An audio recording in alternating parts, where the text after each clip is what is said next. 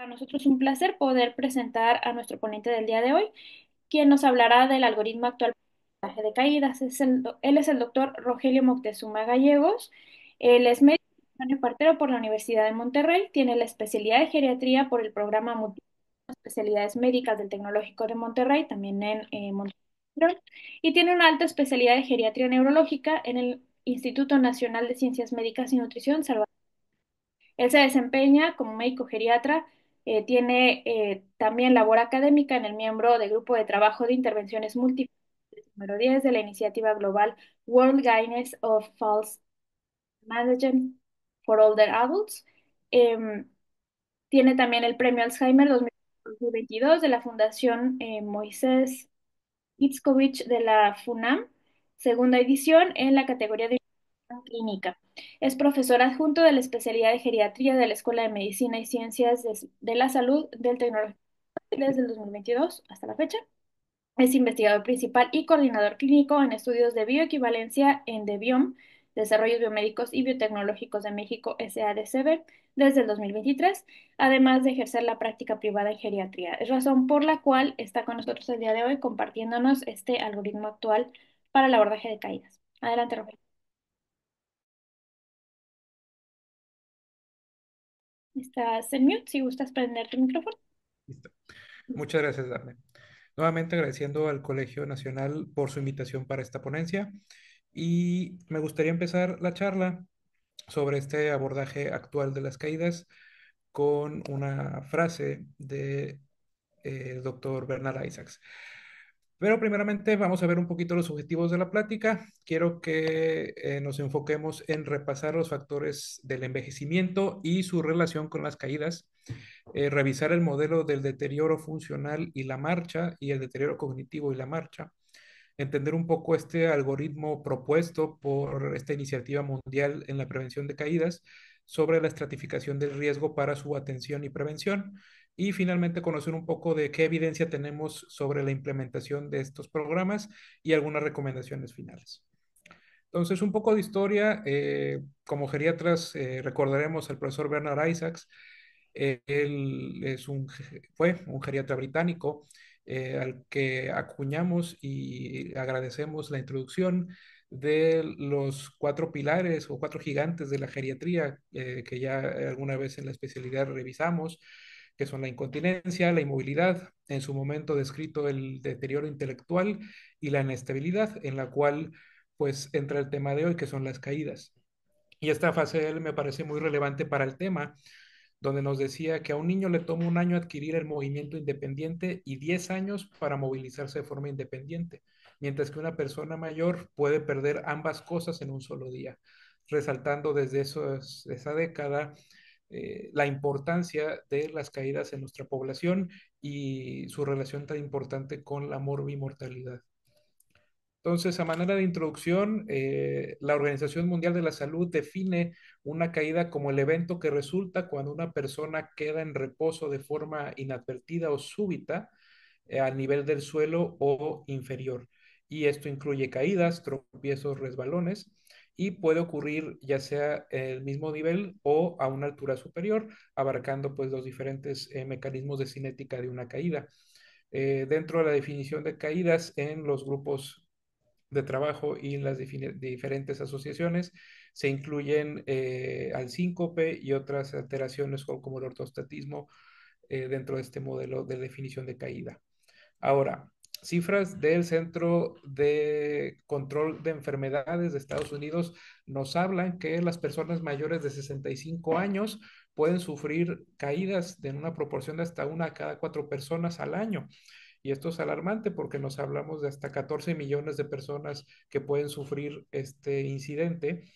Y cifras de la Organización Mundial de la Salud estiman hasta 684,000 muertes por lesiones atribuibles a caídas, de las cuales el 80% resultan en países de ingresos bajos a medianos, dentro de lo que en nuestro país, México, está incluido.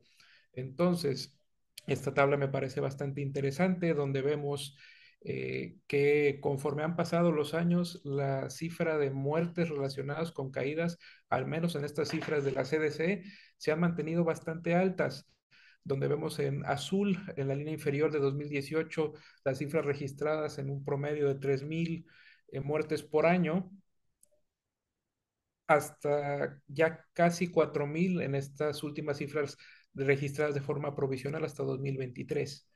Entonces, aterrizando un poco a la situación que tenemos aquí en México, la realidad es que no tenemos tanta estadística relacionada con ello, pero cifras del Centro Nacional de Programas Preventivos y Control de Enfermedades, el CENAPRESE, arrojaban ya en 2015 algunos datos interesantes. Entonces, tenemos que 65% de las personas mayores pueden sufrir una caída en la comunidad a lo largo de su vida y las personas que se encuentran en alguna estancia de cuidados prolongados, centros de día, asilos, etcétera, pueden presentar hasta 40% una caída y las personas hospitalizadas hasta un 20%.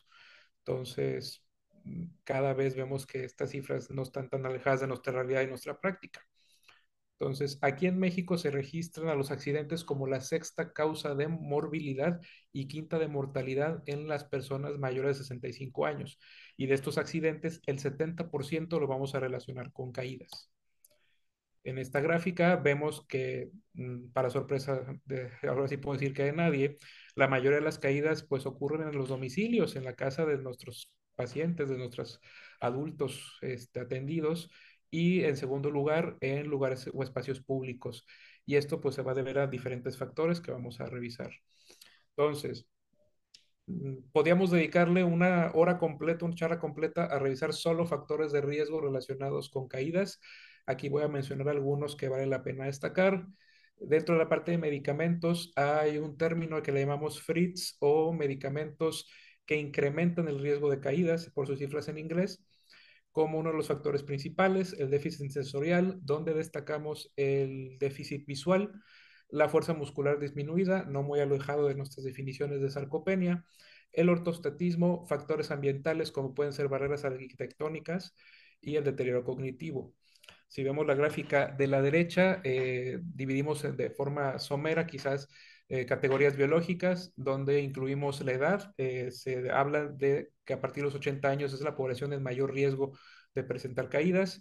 El género, resaltando que se registran mayor proporción de mujeres, enfermedades crónicas, la multimorbilidad, el deterioro funcional y cognitivo, de la parte socioeconómica, el nivel educativo y un poquito de educativo y conductual, el uso o no de los auxiliares de la marcha, que sabemos que muchas veces nuestra población no está muy convencida o es muy difícil poderlos educar en la importancia de utilizar un auxiliar adecuado. Y dentro de las barreras ambientales, tenemos desde las barreras arquitectónicas, pobre iluminación, circunstancias meteorológicas con todo el tema del impacto del cambio climático. Entonces, por factores tenemos bastante de dónde investigar. Ahora, es muy difícil hablar de caídas y no tocar marcha en la persona mayor. Entonces, vamos a desviarnos brevemente revisando esta parte, y es que la marcha en la persona mayor está íntimamente relacionada con procesos y funciones superiores e inferiores en la cognición y en la neurología. Entonces, de entrada, se estima que hasta el 35% de las personas mayores de 70 años pueden tener algún trastorno de la marcha. Esto bajo definiciones donde el trastorno de la marcha puede ser atribuido específicamente a alguna enfermedad sistémica o alguna lesión neurológica evidente. Sin embargo, va a haber otro porcentaje bastante importante de trastornos de la marcha que hace algunos años todavía identificábamos con el término de marcha idiopática o marcha senil. Y como a muchos en geriatría no nos encanta esa palabra senil, también aquí aplica. Entonces, vamos a ver un poquito desglosado esta parte. Entonces, en la marcha hay que entenderla como una función relacionada con actividades de alto orden, tanto en la parte neurológica como en la parte muscular y la cognitiva. Entonces, si vemos este diagrama a la derecha, el mismo envejecimiento puede tener algunos cambios que van a incrementar la presentación de trastornos de la marcha. Y en este ciclo vicioso, un trastorno de la marcha se relaciona mucho con caídas, lo cual nos puede incrementar el riesgo de lesiones y la morbimortalidad relacionada nada. Y una vez que se presenta caída, puede haber otros factores como son la inmovilidad, el miedo a caerse y pues todo desempeña ya sea en una mayor mortalidad o una reducción en la calidad de vida. Entonces, ¿dónde queda aquí la dificultad? Y es que a veces es muy difícil distinguir los cambios que son atribuibles exclusivamente al envejecimiento y los que se relacionan con una patología subyacente, y hasta ya sea de forma primaria o secundaria. Y saber que los mismos factores fisiológicos o de envejecimiento pueden influir o incrementar la carga de enfermedad. Entonces, este diagrama quizás está un poco apretado, pero creo que resume bastante toda esta interrelación de los procesos neurológicos, motores y orgánicos del cuerpo y cómo si tenemos diferentes insultos o diferentes alteraciones en la persona, van a alterar este ciclo de marcha. Entonces, empezando un poquito desde el lado izquierdo. Con el envejecimiento sabemos que puede haber una pérdida neuronal y esto desempeña una disminución de la conducción de estímulos, no solamente la parte refleja, lo cual pues va a ir íntimamente relacionado con el sistema nervioso central. Por otro lado, tenemos también una pérdida de masa muscular. Esta no es solo a nivel osteomuscular, también es a nivel cardíaco, y esto disminuye y retroalimenta esta pérdida muscular en general, una menor flexibilidad, menor transmisión de reflejos, una capacidad de percepción del dolor alterada, y todo esto predispone a que haya un mayor riesgo de trastornos de la marcha. Y una vez que una marcha es inestable o hay un trastorno que ya predispone a afectación, incrementa el riesgo de caídas, y si a eso agregamos alteraciones en la retroalimentación de los sistemas, como pueden ser déficits visuales, alteraciones de la sensibilidad, propiocepción o vestibular, pues el riesgo de caídas es mayor, y obviamente ante una caída hay factores tanto afectivos como neuropsiquiátricos, como están estos temas de depresión y del miedo a caerse, que van a incrementar y van a aumentar esta carga de inflamación y de estrés a nivel del sistema nervioso central, y pues el ciclo se repite y se repite de una forma viciosa. Entonces, hemos avanzado bastante en la identificación de estos procesos de la relación marcha y cognición, pasando de un modelo lineal o tradicional donde los veíamos de forma independiente a este modelo emergente donde ya está la interrelación del deterioro cognitivo con las caídas, pero cada vez tenemos más evidencia de que esta relación es más compleja. Entonces, ya se incluyen otras particularidades como son los cambios cerebrales en el envejecimiento, las lesiones de pequeño vaso y toda esta carga lesional que ya hemos estudiado bastante en los síndromes demenciales, y su impacto en las redes de circuitos neuronales. Si a esto agregamos esta carga de neurodegeneración y neuroinflamación que sucede por las diferentes enfermedades neurodegenerativas, esta relación entre marcha y cognición es todavía más estrecha. Y sabiendo que estas redes o circuitos cerebrales se relacionan en otros procesos, pues esta unión cognición-marcha, cognición, alteración motora y estos términos emergentes como riesgo cognitivo-motor es un poco más pues clara esta necesidad de tener que evaluar a nuestros pacientes de una forma más integral. Ahorita de las herramientas más relevantes en la evaluación de los factores multifactoriales de la marcha es ver la velocidad y ver este desempeño de las tareas duales, donde retamos a la persona a realizar una tarea motora junto con una tarea cognitiva, y los resultados han sido bastante interesantes. Entonces, antes de pasar probablemente a las caídas, hay que entender que sí tenemos algunos cambios identificados en el envejecimiento. De entrada, en el diagrama de la izquierda, vemos el proceso de la marcha o de las zancadas normales, un ciclo de marcha de una persona sana, para entender dónde nos afectan estos cambios del envejecimiento. Entonces, por una parte, tenemos que hay una atenuación en la retroalimentación de la información sensitiva, específicamente en la parte postural y de propiocepción. Tenemos una reducción de la integración de estos estímulos que degenera en una pobre adaptación o pobres reflejos o pobre respuesta ante estresores, una velocidad disminuida en la marcha y un consumo energético mayor por parte del músculo, por parte del sistema nervioso y pues igual volvemos a este ciclo vicioso de retroalimentación negativa. Entonces, ¿por qué es tan importante evaluar la marcha en la persona mayor? Este estudio es bastante interesante. Esta gráfica de Kaplan-Meier que vemos a la derecha es de un estudio publicado en el año 2000, en donde se hizo el seguimiento a 5 años de 126 participantes. De estos 126 participantes fallecieron 89, entonces pudimos ver realmente un gráfico de sobrevida bastante interesante. Entonces, si vemos la línea azul, es a los que catalogaron como una marcha normal y eran participantes en total 25. Y si vemos esta marca roja, línea roja, son a los que catalogaron como una marcha senil. Para este estudio y en general como se denomina la marcha senil, es un trastorno de la marcha que no tenemos una causa determinada de forma sistémica o de forma neurológica, mientras que los que atribuyeron como un trastorno de la marcha asociado a enfermedad eh, eran en general pacientes que tenían una causa ortopédica, una déficit visual, una lesión vascular bien identificada. Llama la atención que los que tenían esta marcha senil tenían atribuciones similares a una marcha parkinsónica, una marcha táxica. Entonces, realmente una marcha idiopática, como que no era suficiente la evidencia, ¿verdad? Entonces, aquí lo importante es determinar que una marcha senil o un trastorno idiopático de la marcha no se debe tomar como una normalidad. ¿Por qué?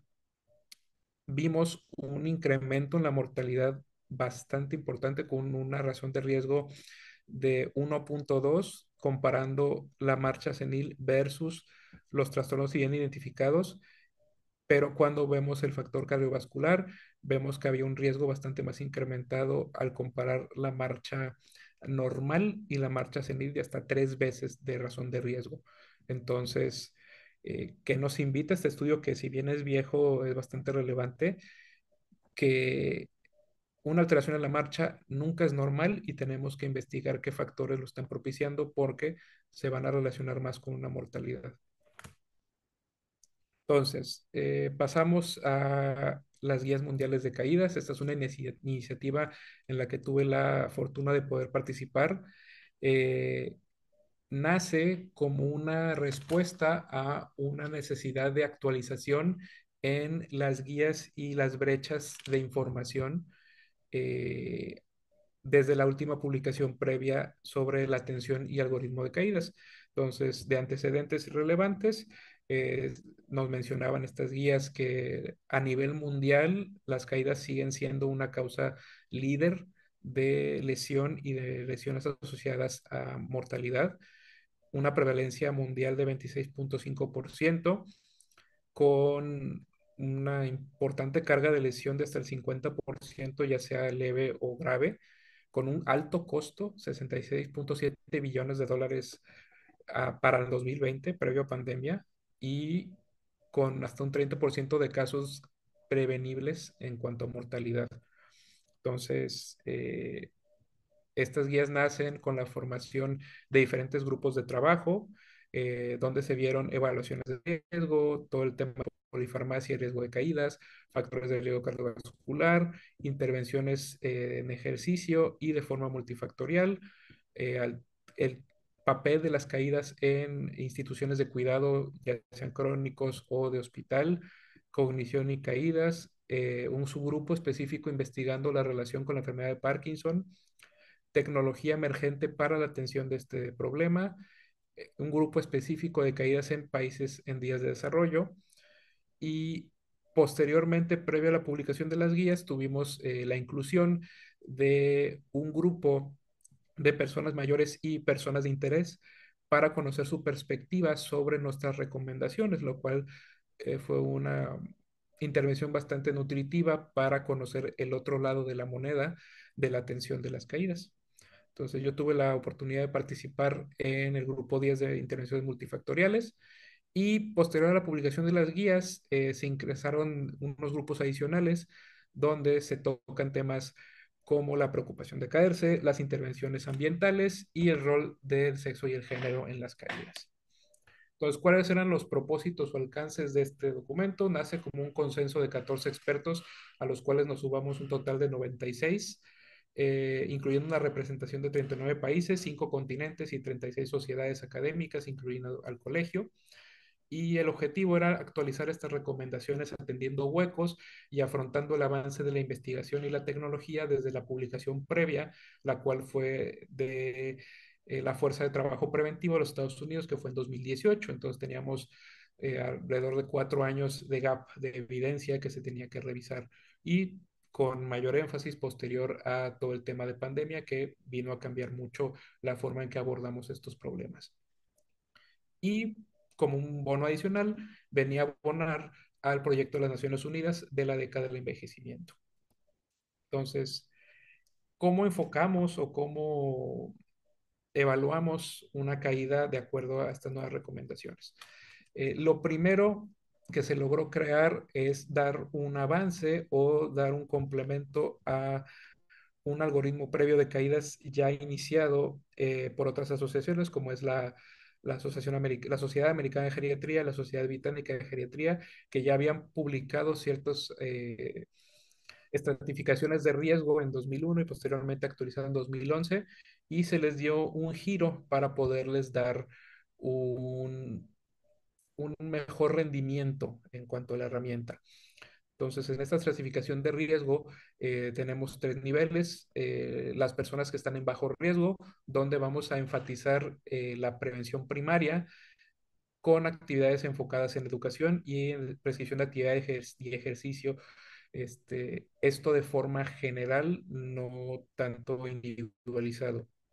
Un riesgo intermedio, que ahorita vamos a revisar muy bien esta definición, donde enfocamos la parte de prevención secundaria, donde ya hay factores o ya ha habido caídas y vamos a fortalecer la parte de balance, de equilibrio, marcha y resistencia. Y las personas que están en alto riesgo, donde la prevención secundaria o tratamiento activo va ya a tratar de mitigar estos problemas y es donde el componente de la evaluación multifactorial y las intervenciones multicomponente tuvieron mejor desenlace y evidencia. Entonces, este es el algoritmo en general que nos presenta esta guía mundial de caídas, donde vamos a tener 2 puntos de entrada, que son los que están en azul. Estos puntos de entrada es las oportunidades que tenemos para evaluar a una persona y su riesgo de caídas. Entonces, si nos vamos a la parte izquierda, es nuestro punto habitual, que es el cazar los casos o el cazar a los pacientes. Esto puede ser en una visita de rutina, en el caso de las instituciones puede ser la visita anual, la revisión de los expedientes o cuando nos solicitan una consulta. ¿Qué es lo importante? Una persona en bajo riesgo tiene hasta un 30% de riesgo de presentar una caída a partir de los 65 años, una o más. Entonces, esto es uno de los puntos importantes del algoritmo. A pesar de tener bajo riesgo, tenemos que hacer una intervención para prevenir la caída. Entonces, si vamos de este lado, eh, vamos a pasar a la pregunta clásica, la pregunta clave, si ha presentado caídas en el último año o no. Posterior a eso, tenemos un aumento en la sensibilidad de este algoritmo utilizando las 3 preguntas de prueba o las 3 preguntas clave, que además de si ha tenido caídas, es si él está preocupado de presentar alguna caída o si ha habido algún riesgo o algún factor relacionado. Entonces, si hay alguna respuesta positiva a estas intervenciones, tenemos que hacer una evaluación completa de las caídas. ¿Ok? Si no ha habido este tema, pasamos automáticamente a ser un riesgo bajo. Entonces, viendo un poquito más de cerca, teniendo estas intervenciones, cuando hay alguna respuesta clave o entramos en el segundo punto de entrada, que puede ser una caída o una lesión relacionada a caída, que es el paciente que llega a urgencias porque tiene alguna fractura, porque presentó algún desmayo, porque presentó una caída traumática, es cuando vamos a hacer alguna de las evaluaciones un poquito más profundas. Entonces, si no hay una lesión grave, pasamos al algoritmo del medio, donde vamos a poder evaluar la marcha y el equilibrio. Aquí las pruebas que mejor evidencia y rendimiento tuvieron fue la velocidad de la marcha con el punto de corte de 0.8 metros sobre segundo o el time up and go con un punto de corte de 15 segundos. Muchos de los pacientes de riesgo intermedio en este momento pudieran pasar a ser riesgo bajo, dependiendo su desempeño físico. Si no, se mantienen como riesgo intermedio y ya hay factores de riesgo que tenemos que mejorar. Si por el contrario tenemos algún dato de gravedad, como puede ser lesión, más de 2 caídas, fragilidad franca o pérdida de conciencia, automáticamente es un paciente de alto riesgo y tenemos que hacer una actividad individualizada en cuanto a su intervención multicomponente. Entonces, si nos metemos a la página, que más tarde les voy a poder compartir, eh, viene diferentes pasos y cómo seguir este algoritmo de manera bastante práctica. ¿Y qué es lo importante? Por ejemplo, en los pacientes que tienen un bajo riesgo y que nos vamos a enfocar en las actividades de prevención primaria, tenemos que hacer la evaluación de nuestra intervención al menos una vez al año. En los pacientes que tienen un riesgo intermedio, vamos a enfatizar en el equilibrio, en la marcha, en la fuerza, preferentemente apoyándonos, como bien sabemos en geriatría, el trabajo en equipo con algún programa de rehabilitación o un fisioterapeuta y enfatizar en los programas de educación para prevenir caídas, donde tenemos que ver qué factores de riesgo en el ambiente de la persona pudiéramos mejorar. E igualmente tenemos que ver nuestro seguimiento al menos a un año. Por otro lado, en las personas que tienen un alto riesgo de presentar caídas, eh, desde el momento que lo recibimos tenemos que...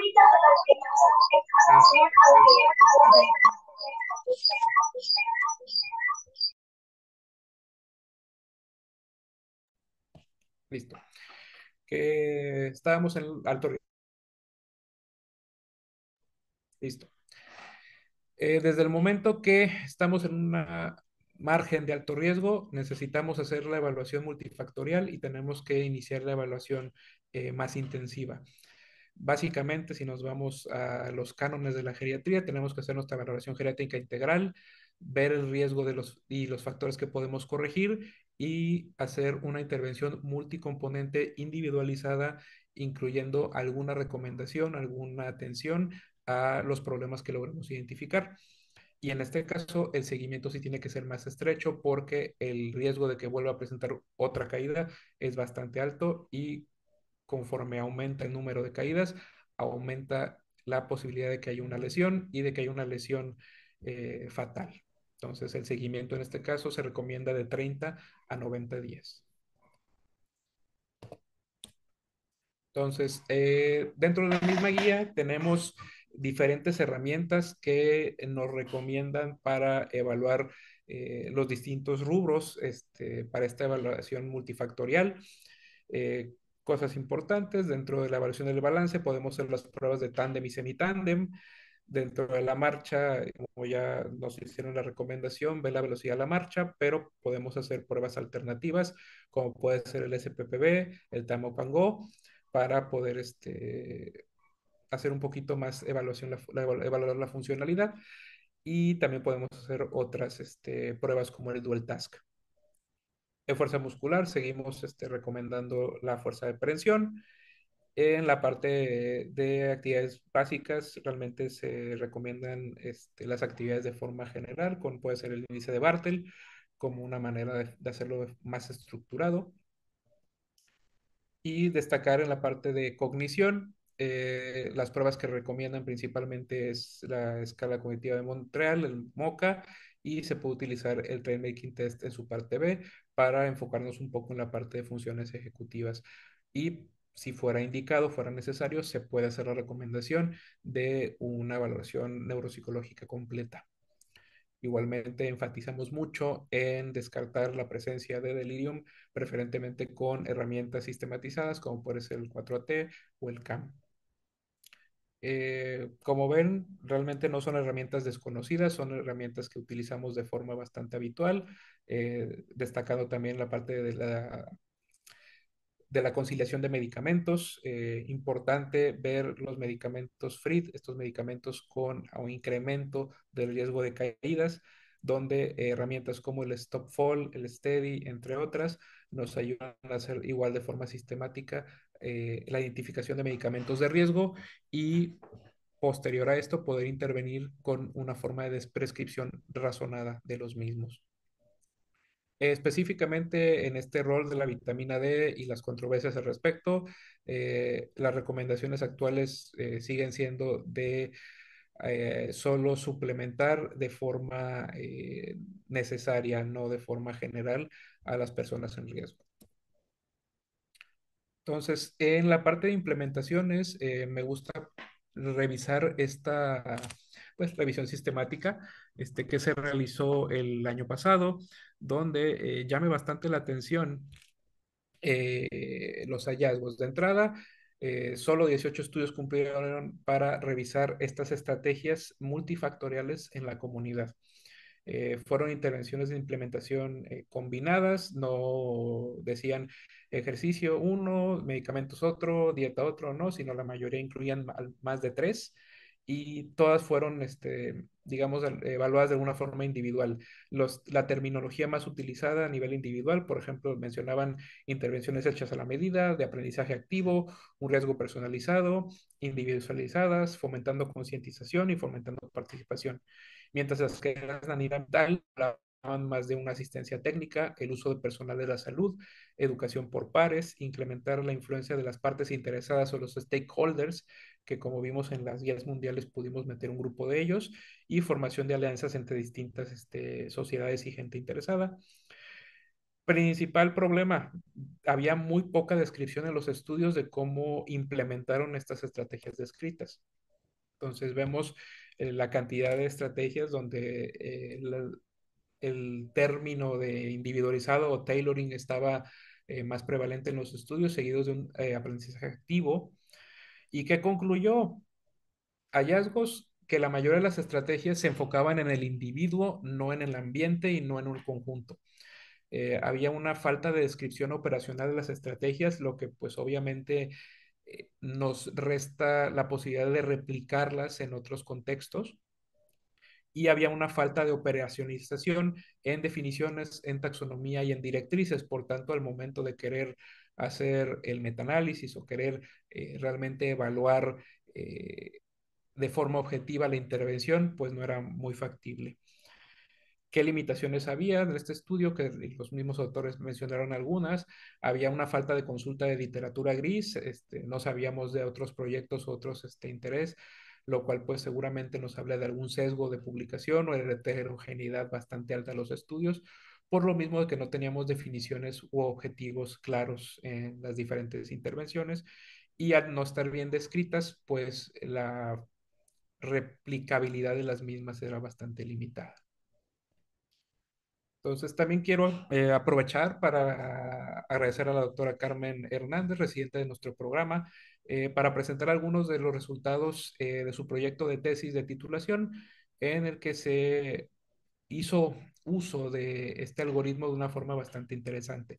Entonces, el título del trabajo es la relación entre multimorbilidad y el riesgo de caídas en sujetos de 60 años que acuden a un centro de día en el estado de Nuevo León, Jerosan Mac. Este es un estudio observacional, analítico, transversal y retrospectivo, donde el objetivo era determinar la relación de la multimorbilidad y el riesgo de caídas, de acuerdo al algoritmo propuesto por la iniciativa mundial. La población eran personas de 60 años o más que acuden a un centro de día, la unidad gerontológica del municipio de San Nicolás, aquí en Nuevo León. Y dentro de los objetivos secundarios, querían ver la prevalencia de déficit visual, auditivo y el uso de auxiliares de marcha, la prevalencia del riesgo de caídas de acuerdo a la estratificación de riesgo propuesta y si había correlación entre el desempeño físico y la multimorbilidad y la velocidad de la marcha y la multimorbilidad. Entonces, de la población total del centro es de 2.695 personas que acuden a la unidad y se calculó una N para este estudio específicamente 270. Y se utiliza la base de datos de atención del mismo centro, Después de la eliminación se contó con 314 participantes. Dentro de los criterios de eliminación relevantes, sobre todo que tuvieran el expediente completo y que se contara con la autorización de participar en los estudios de investigación. Entonces, de los resultados demográficos, llama la atención que es una población diversa, una edad de 71.5 más o menos 7.4 años de edad, la mayoría mujeres hasta 220 y con una funcionalidad preservada dentro de la mayoría. Mencionamos la moda porque entonces vemos que una moda de 100 puntos nos habla de que la mayor parte de los participantes tenían cierto grado de independencia por Bartel y la media 94.6 puntos con una pequeña alteración funcional, algo leve. Llama la atención que dentro de las comorbilidades, la mayoría de los participantes tenían o cumplían la definición de multimorbilidad, teniendo entre 3 y 4 enfermedades en general. Y vemos que su velocidad de la marcha, pues también la media es bastante interesante porque ya cumplen con una alteración. Pero si vemos el Time Up and Go, ahí todavía pueden pasar dentro del riesgo y la estratificación. Entonces, viendo la parte demográfica, también podemos ver que en general es una población con un riesgo bajo de caída siguiendo el algoritmo y ahorita que vamos las gráficas vamos a ver algo interesante. Entonces, 40.1 de las personas cumplen indicador de haber presentado caídas en los últimos 2 meses. Haciendo una correlación de Spearman, vimos de esta morbilidad y riesgo de caídas que a mayor carga de enfermedades, o sea, a mayor cantidad de comorbilidades registradas, había una mayor pues, riesgo calculado de presentar caídas. Y los factores que se asociaron más a esto fueron el uso o no de auxiliar de la marcha, haber presentado enfermedad vascular cerebral con o sin secuela y registrarse con algún trastorno neurocognitivo o demencia. Dentro de la estratificación de riesgo, vemos que el 25.7%, que son estos 64 individuos que fueron catalogados como un alto riesgo de presentar caídas, se benefician de una atención multifactorial e individualizada. Estos individuos fueron los que también se relacionaron con mayor carga de enfermedades. Y en la especificidad del algoritmo vemos que al utilizar la velocidad de la marcha, pudimos recatalogar algunos individuos que pasaron de un riesgo eh, intermedio a un riesgo bajo porque todavía había una funcionalidad o una expresada como esta velocidad de la marcha de forma conservada.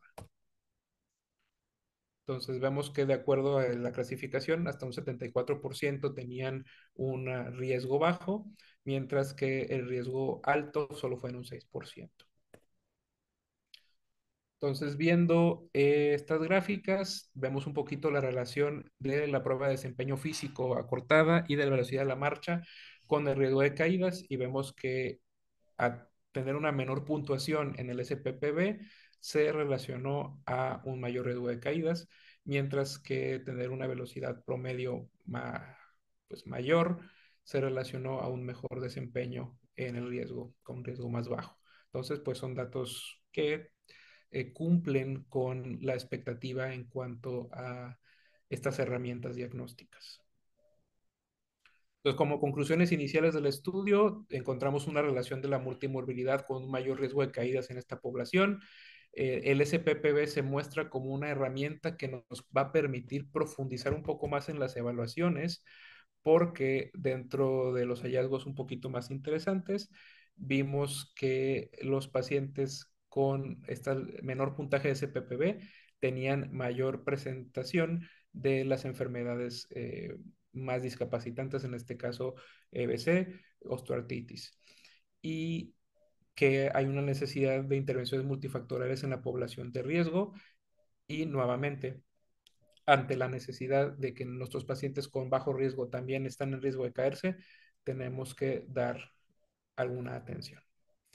Entonces, aquí les comparto el sitio web de la iniciativa de las 10 mundiales de caídas. En esta liga específicamente la parte del algoritmo viene directamente el enlace para que puedan probarlo. Es bastante intuitivo te va guiando paso a paso de acuerdo al riesgo que tú vayas catalogando de la persona y posteriormente ya nos indica la necesidad de implementación de acuerdo a el riesgo que se haya catalogado.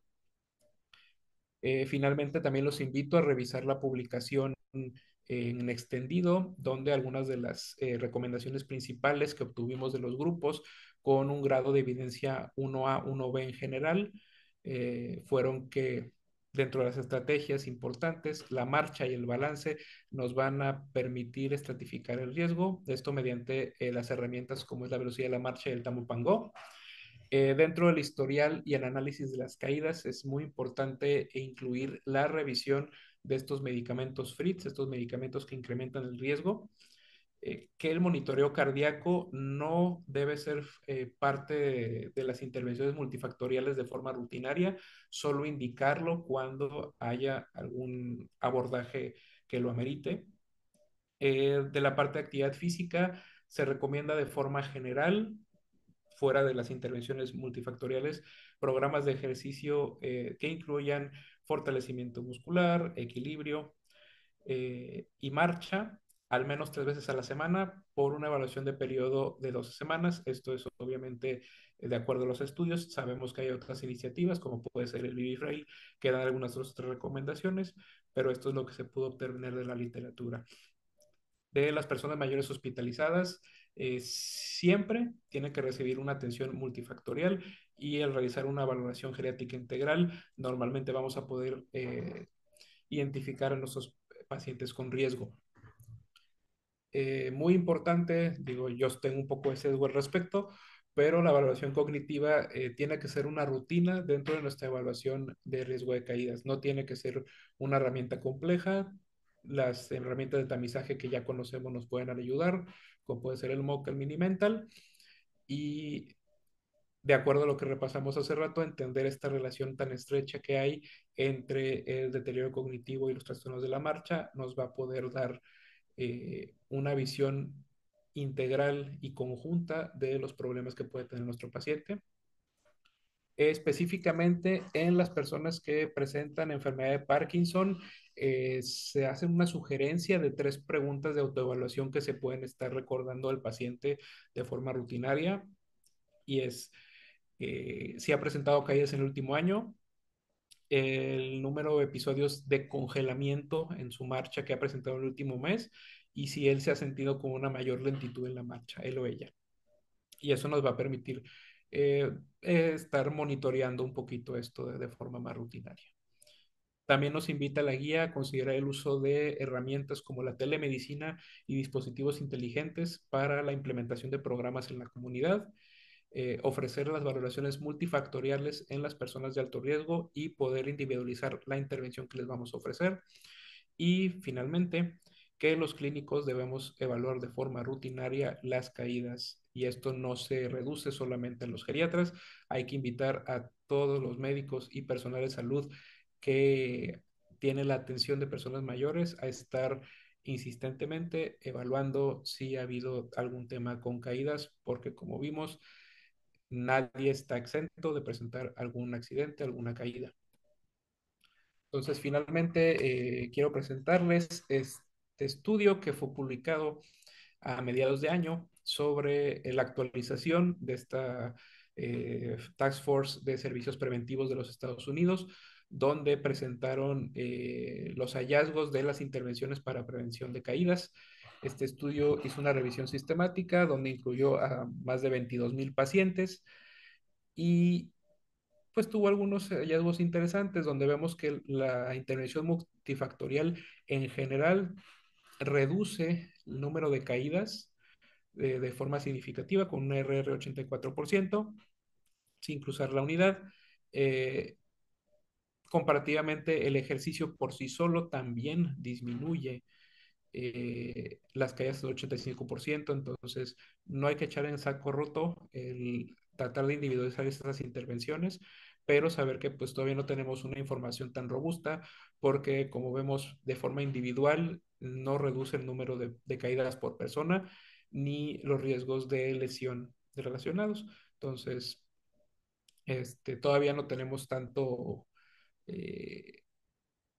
objetivado el beneficio que puede tener, pero al menos de forma hipotética, este documento nos invita a que pudiéramos prevenir hasta 114 caídas por cada 1.000 personas si hacemos la implementación de estas intervenciones multifactoriales y de ejercicio. Entonces, si bien es hipotético, creo que es un número bastante relevante y no despreciable, dado la carga tanto económica como de cuidados que amerita la caída y la lesión de una persona mayor.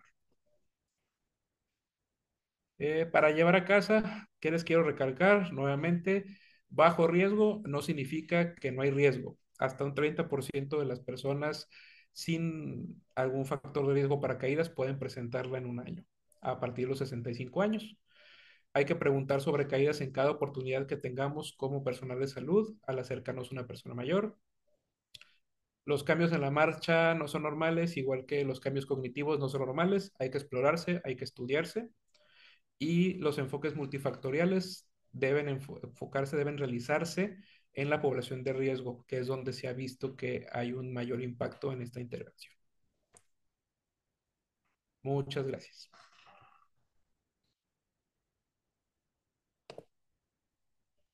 Muchísimas gracias, Rogelio. Fue excelente, como siempre, tus ponencias y los resultados que nos has compartido. Aquí en el chat tenemos ya varias. También les recordamos que si tienen algún comentario, la pueden escribir directamente en el chat. Les acabamos de compartir el link para las constancias de esta sesión y como el link para acceder a los materiales y las grabaciones de las sesiones previas al repositorio. Entonces, la primera pregunta va relacionada con eso, si nos podrías compartir de nuevo, ¿no? Que ya nos has compartido Ujú. también pero si tienes el link, no lo pases al ratito. La siguiente Claro. pregunta, Claudia Morales, dice, al hacer las tres preguntas extra que ayudan a aumentar la ¿cuántas respuestas positivas tenemos que tener para continuar con el algoritmo? Ay, disculpa, te escuché un poco cortado. ¿Me la puedes repetir? Si no, si Dafne tiene algún problema, yo te la repito, Rogelio. Gracias, Julio. Eh, Aquí está, discúlpenme, aquí está. Al hacer las tres preguntas extras que ayudan a aumentar la sensibilidad al inicio del algoritmo, ¿cuántas respuestas positivas tenemos que tener para continuar con el algoritmo? Esa es la primera pregunta. Ah, muy bien. El algoritmo con tener alguna respuesta positiva de las tres preguntas clave es suficiente para necesitar pasar al lado del riesgo alto. Entonces, esto es la ventaja que aumenta la sensibilidad, porque a veces nada más preguntamos, ¿se ha caído el último año? Nos dicen que no. Ah, bueno, ya lo dejas y dices, no hay problema. Pero ya indagando un poquito a estos temas del miedo de caer o de otros factores relacionados, ya el algoritmo nos invita a ser un poco más juiciosos y hacer una intervención un poco más individualizada. De acuerdo, muchas gracias. Hay una segunda pregunta también. La leo literalmente o textualmente. ¿De qué manera podemos intervenir en la modificación arquitectónica para prevenir caídas en el domicilio de los pacientes? Y hace un comentario extra. ¿Sería viable apoyarse, por ejemplo, de un diseñador, ingeniero, arquitecto, etcétera, para modificaciones como antiderrapantes, lámparas, barandales, etcétera? Es interesante porque justamente este proyecto de arquitectura enfocada en la persona mayor, también he tenido la oportunidad de participar con un arquitecto en unas publicaciones y colaboraciones. Es un tema muy interesante, sobre todo porque ya en algunos países desarrollados, en algunos centros un poquito más avanzados, ya se le pone esta importancia en el diseño desde el inicio, no tanto la corrección, sino ya la construcción de una casa o una zona que esté más apropiada para la persona mayor. Específicamente, pues al final del día nosotros somos médicos y el diseño y las necesidades arquitectónicas a veces nos pueden quedar un poco difíciles de poder aterrizar. Definitivamente es importante acercarnos de preferencia con un arquitecto sensibilizado. No son la mayoría, pero al menos podemos hacer las recomendaciones generales de cuáles son los espacios de riesgo. Sabemos que el baño es un espacio de riesgo bastante importante, que se puede necesitar la parte antirrepante, la parte de barandal, las rampas, tratar de no eliminarlas, pero sí adecuarlas para el uso más apropiado. Y pues lo que siempre decimos de las alfombras y objetos que no tienen una función, tratar de limitarlos para evitar los tropiezos o resbalones.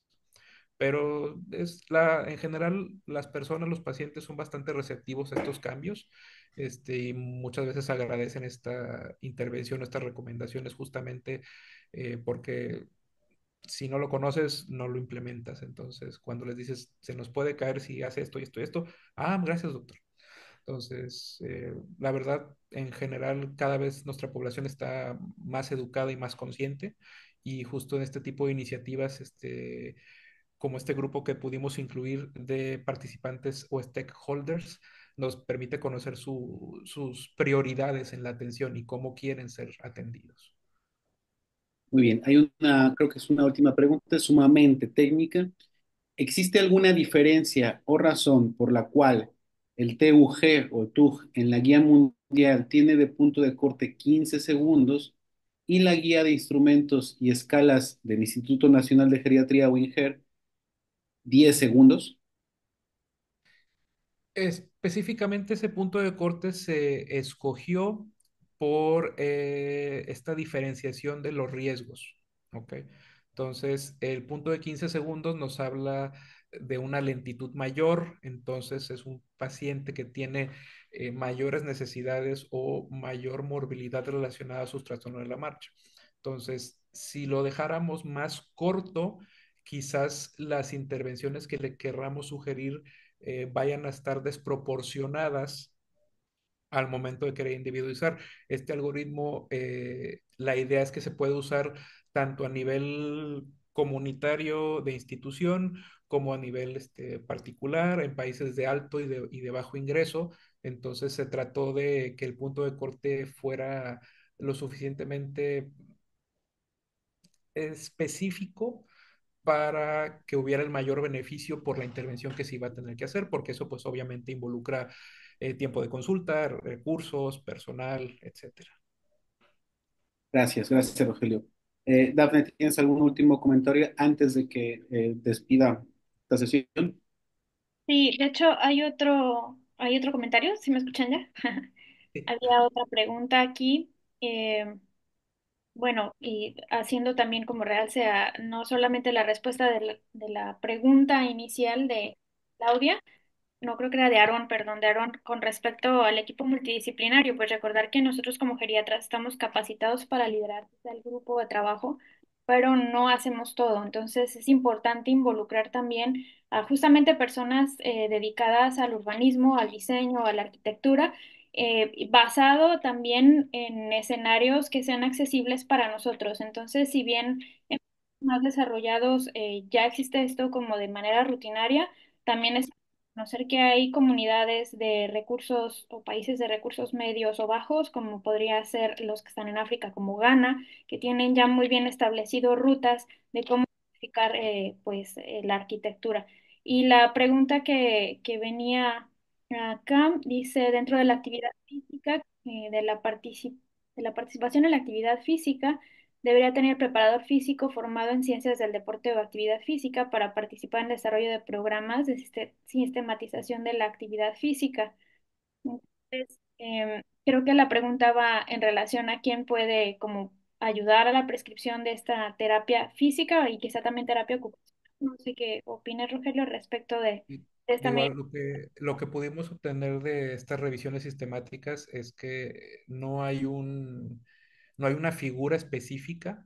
De hecho, las recomendaciones justamente están, si bien enfocadas a médicos relacionados con estos temas como los geriatras, es para cualquier personal de salud que esté integrado en el equipo de cuidado de la persona mayor.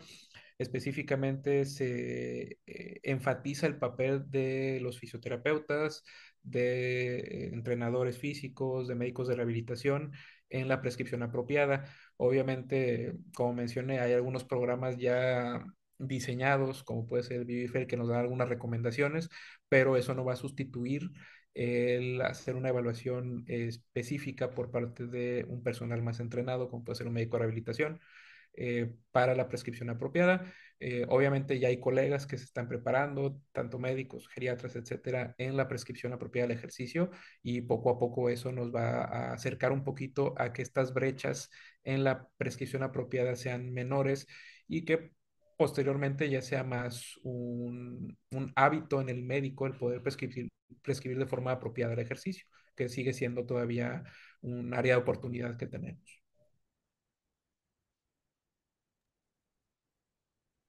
Muchísimas gracias. Hay una última que quizá creo que ya contestaste, pero así brevemente, ¿hay alguna escala que utilices para medir, pues ahora sí que la mejora en las caídas, fuera del número de caídas en el año? Más que la mejora en caídas, vamos a enfocarnos en los resultados físicos y ahí el dar el seguimiento con la velocidad de la marcha o el tiempo pudiera ser suficiente. Si la funcionalidad o la parte física del paciente lo permite, yo creo que el SPPB es una alternativa bastante nutritiva para ver de forma más integral todos estos rubros de la parte funcional y física. Pues de nuevo, muchísimas gracias, Rogelio, y a todos los que estuvieron con nosotros. No sé si el doctor Julio quiere dar un último mensaje. Sí, muchas gracias. Reprendo la gratitud